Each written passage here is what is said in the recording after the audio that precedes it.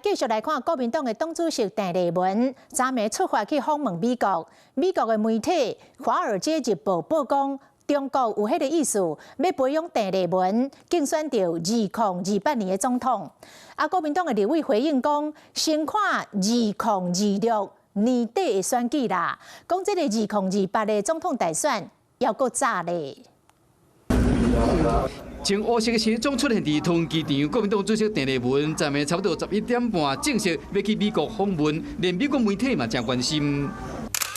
華爾街日報》以標題“台灣反對派領袖炸着來自北京的意思訪問美國”進行報道，引述了接近北京人士的講法，講中國國家主席習近平將鄭麗文當作是2028總統大選的旗手，若是當選，北京將取得過去10年來軍事施壓攏無的成果。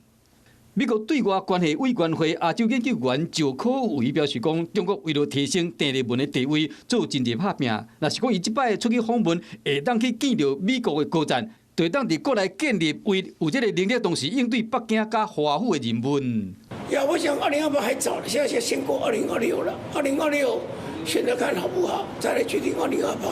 含國民黨立委都打黨啊，畢竟除了鄭麗文、台東市長羅秀燕、台北市長曾萬安、立法院長韓國瑜，這攏是黨內領導人物。鄭麗文即馬有中國支持，加美國方面交流，敢有法度去看加2028？其實北京越期待常常到最後那個選出來的結果會不太一樣。